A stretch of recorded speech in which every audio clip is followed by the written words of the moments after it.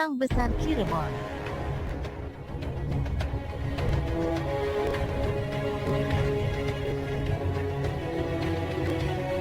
Dikisahkan di seri pertama film Perang Besar Cirebon bahwa Sultan Sepuh kelima Sofieddin Matangaji dibunuh oleh pamannya sendiri bernama Ki Muda. Dan Ki Muda didukung penjajah VOC Belanda untuk menjadi Sultan Sepuh ke-6 bergelar Sultan Hasanuddin, sehingga menimbulkan kemarahan pada rakyat Cirebon di berbagai kalangan, terutama saudara-saudara Sultan Matangaji. Rakyat Cirebon dan sekitarnya marah setelah tahu Sultan Kasepuhan yang sekarang menjadi antek kompeni Belanda, dia tidak bisa mengaji, tidak paham agama Islam yang mewarnai adat tradisi di keraton. Juga membiarkan di keraton Kasepuhan menjadi tempat pesta pora, dansa-dansa dan masuk keluarnya orang-orang bule yang tidak mengindahkan adat peradatan keraton. Rakyat Cirebon juga marah karena Pangeran Raja Kanoman ditangkap dan dibuang ke Ambon oleh kompeni Belanda pada tahun 1798. Pada masa itu Gubernur Jenderal Willem Arnold Altingyang yang berkuasa. Ketidakpuasan rakyat bertumpuk dengan aturan penjajah Belanda yang sangat merugikan dan menyengsarakan rakyat, ditambah sultannya yang tidak bisa jadi panutan, sehingga memicu pemberontakan rakyat yang didukung oleh kerabat keraton, para santri, kiai dan pejabat-pejabat yang tidak suka pada penjajah Belanda.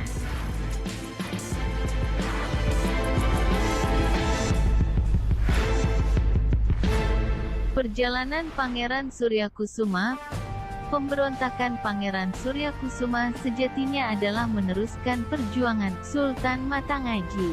Persenjataan-persenjataan yang telah dibuat dan dikumpulkan serta penataan pasukan perang yang telah diatur sedemikian rupa oleh almarhum, namun belum sempat diberdayakan secara optimal dikarenakan Sang Sultan Matangaji telah gugur terlebih dahulu yang dibunuh oleh sang paman yang antek kompeni Belanda.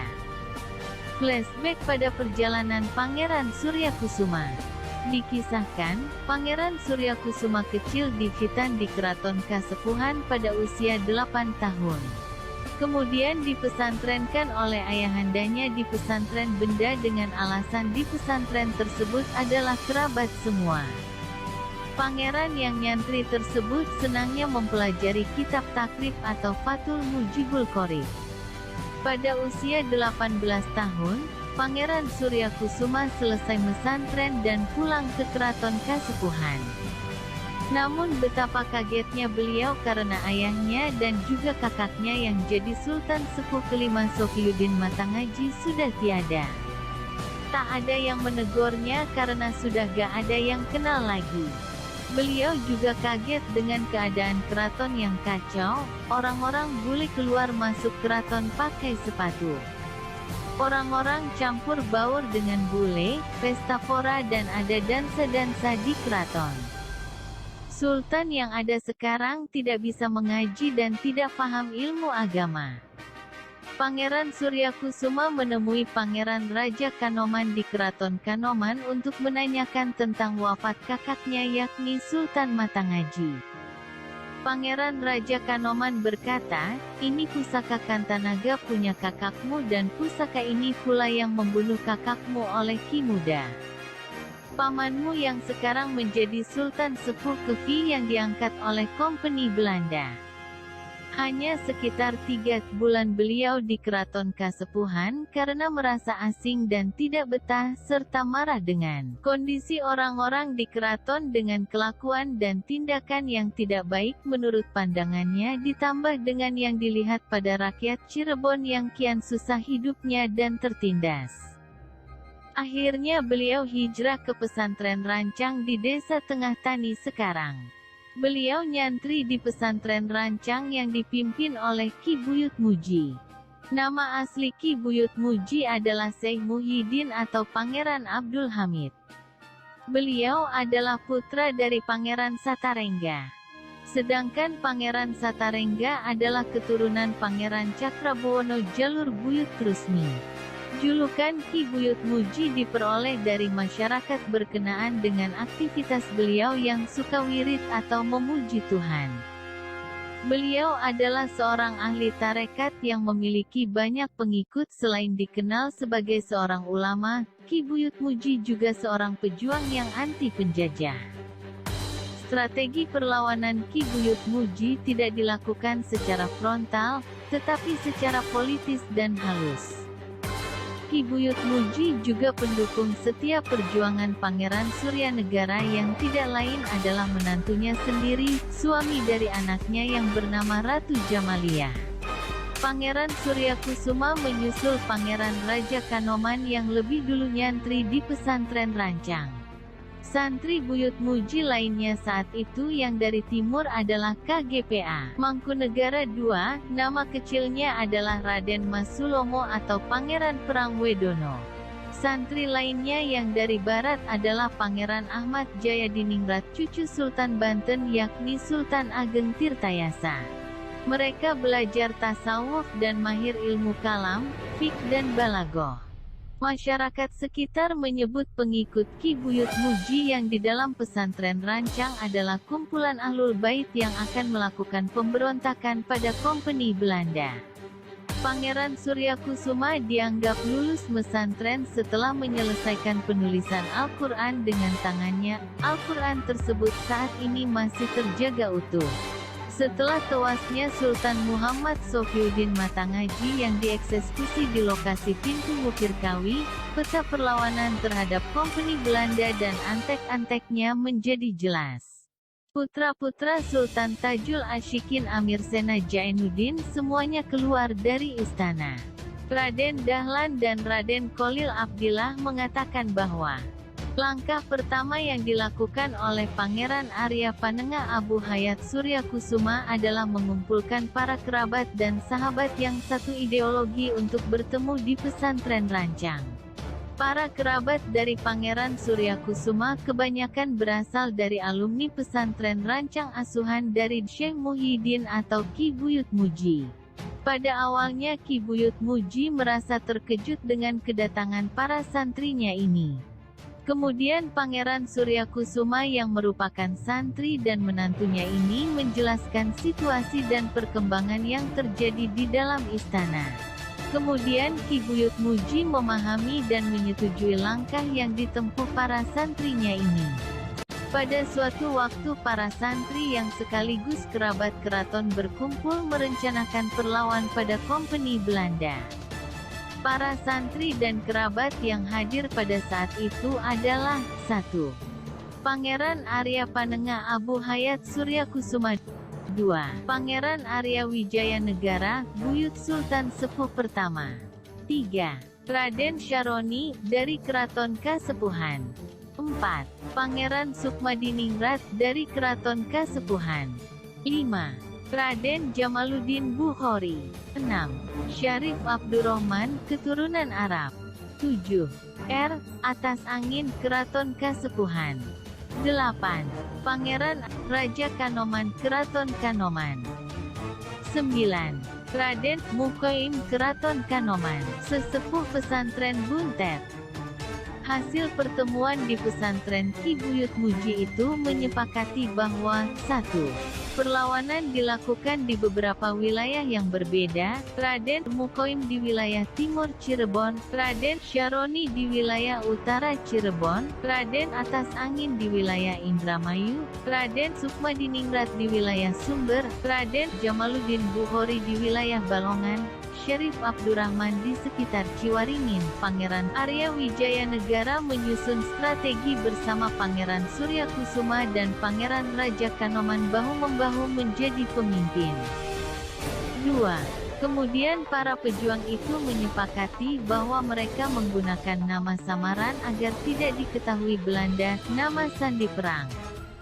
Pangeran Suryakusuma dan Pangeran Raja Kanoman menggunakan nama Pangeran Suryanegara, namun selanjutnya nama sandi tersebut lebih menohok pada sosok Pangeran Suryakusuma. Pangeran Suryakusuma dan saudaranya tunggal Buyutra Sultan Sepuh Pertama yakni Pangeran Arya Wijayanegara juga menggabungkan nama mereka menjadi satu yaitu Pangeran Suryajanegara. Raden Syaroni diganti menjadi Bagus Serit. Pangeran Sukmadiningrat diganti menjadi Bagus Arsitem. Raden Jamaluddin Bukhori menjadi Bagus Jabin. Syarif Abdurrahman menjadi Bagus Sidang. Sementara Raden Mukoim tetap menggunakan nama yang sama atau dipanggil Mbah Mukoim saja. 3. Perlawanan-perlawanan terhadap Kompeni Belanda dilakukan di berbagai tempat di bawah komando masing-masing. Namun pertemuan-pertemuan para pemimpin tetap dilakukan di tempat yang berbeda-beda setelah pertemuan rahasia di pesantren Rancang. Pangeran Suryakusuma kemudian menuju desa Mertasinga.